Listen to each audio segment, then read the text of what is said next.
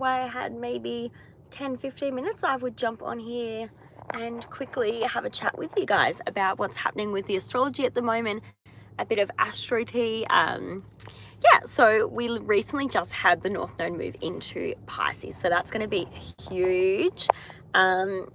I'm really interested to see what this 18-month cycle is going to be with the North Node in Pisces and the South Node in Virgo. I have my suspicions. I've posted about that a lot on my other social media accounts, so definitely check that out if you haven't already. I will put my links and details in the description box on here.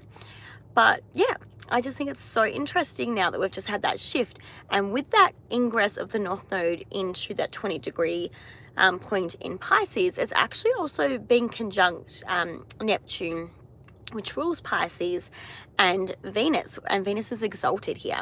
So that kind of conjunction between those three planets has been quite beautiful at that, 26-27 degree mark. And now we're kind of seeing some of that energy play out. So that conjunction happened from about the 1st to the 3rd of February with the North Node, Venus and Neptune. So that's been really beautiful to see. And now today, which in Australia is February 5th, we've just had Venus move into Aries. So big dignity shift for her, being exalted in Pisces, for her to now move into Aries, where she kind of has to look to Mars, who is like the landlord of that house that she's renting, being in Aries. So she is what's known as in detriment when she's in Aries. It's very fiery. Mars owns Aries, and Mars is the divine masculine, whereas Venus is the divine feminine, and she rules over Taurus and Libra. So she's very, very uncomfortable in Mars's house. She doesn't do so well. It's kind of hot, there's lots of conflicts and arguments, and she's used to peace and harmony and beauty. So it can be quite challenging, but we will see a lot of maybe arguments and conflicts in just relationships in general. With world news and celebrities, we might see some peace negotiations, that might be kind of going wrong because of conflict and disagreements. We might see some divorces, and Venus is gearing up for her retrograde too. So she's going to go retrograde very early in March at 10 degrees, and she's going to retrograde back to about 24 degrees in Pisces. So she'll almost hit 11 degrees, but not quite. So it's going to be really interesting to watch that retrograde with Venus. So there will be themes of like retrograding back over those Venusian topics. So you kind of need to check out where Aries is in your chart and have a bit of a look at that, and Pisces. Hi guys, hello. So that'll be really interesting because retrogrades bring up a time where we need to reflect, revise, revisit themes around that Aries house and Pisces house for us. So I think early March is going to be very interesting, but now that Venus has shifted into Aries, I think we're getting a little bit of that energy where she's a bit, debilitated there. So it's going to be very, very interesting to see how that all plays out. Hi, I see a lot more people coming on. Hello. Hi from India, Australia. Yes, I'm from Australia as well, so hello. So yeah, I'm going to keep you guys updated on more of the astrology with the North Node that's just moved into Pisces recently, and that big conjunction between Venus, Neptune and the North Node. And also that now that Aries is officially in Venus is officially in Aries, there's going to be like a lot of world news, I think, about partnerships, relationships, and maybe some conflicts, because that Aries energy does reflect themes around, world conflicts and disagreements. So I think a lot of astrologers and psychics have said that March is going to be really, really challenging, based on the fact that we're going to have Neptune moving into Aries the end of March, and then obviously Venus's retrograde in Mars in Aries, is going to be pretty challenging as well. And we'll also have Mercury as well later on going retrograde in Aries as well. So there's a lot of themes of conflict around the world that's going to come up in that month. So we'll definitely be watching that closely.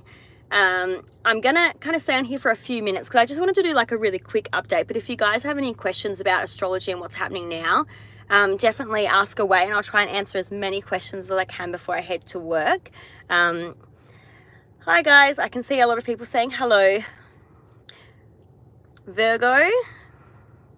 Sorry, I'm just reading some of the questions. So if you have any Virgo placements, so Virgo, Sun, Moon, or Rising, or even Venus, Mercury, and Mars, mostly the Sun, Moon, and Rising sign though, or your ascendant, you, for the next 18 months, are going to have some really big life changes where you're going to need to release and let go of a lot of things around that Virgo house and that planet, because you will have the South Node moving through Virgo for the next 18 months, which means you're also going to have the eclipses in those houses as well. So it will depend on the degree of your Virgo placements, but it's going to be quite challenging with that South Node there, because the South Node really wants you to release and let go of things.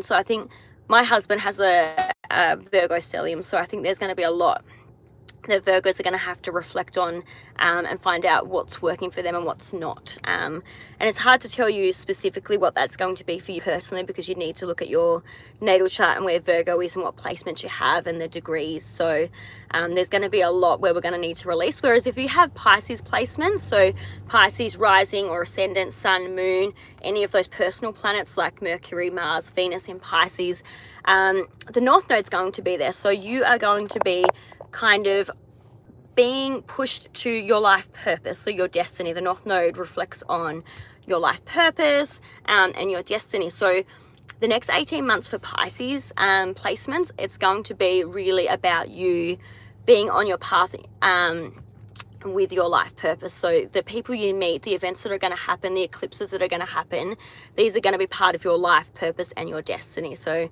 that's going to be really interesting. Aquarius, I've seen people asking about Aquarius. So Aquarius, I think for 2025, I'm not sure specifically what you want to know about Aquarius, but Pluto is going to be in Aquarius. So anybody with strong Aquarius placements at the first, say, 0 to 5 degrees, it's going to be really, really interesting for you guys with that Pluto there. So Pluto is all about transformation. It kind of causes crisis, so that we have to kind of move and change. We often find out the truth about things with Pluto there. It kind of feels like it rips away everything that's toxic from our life so that we can rebuild and transform. So I feel like a lot of Aquarius people, definitely with Pluto so close to those placements, especially if you're Aquarius rising, it might be really challenging for you guys based on Pluto being there, that just wants to kind of transform your life there. Yes, I'm from Australia, so I'm just catching up on some of the comments down there. So yes, for everybody that's asking if I'm from Australia and I sound Australian, you're right. I'm from a little island called Tasmania that's just at the bottom of Australia, so under Melbourne. So yeah, I live on a beautiful little island here that is absolutely gorgeous. So if you like hiking or you ever kind of want to travel, definitely recommend coming here. We have some beautiful beaches on the east coast, so Bicheno, St Helens, Wineglass Bay, if you like hiking, all those places are absolutely beautiful. I think I've kind of answered a couple of the questions that have been coming through, but I'm definitely going to do some more short lives and try and keep you guys updated and in the loop on like the big astrology posts, along with obviously my short little videos that I'm going to be posting on here. But thanks for everybody that joined me today. I hope that I was able to answer some questions on here. Bye.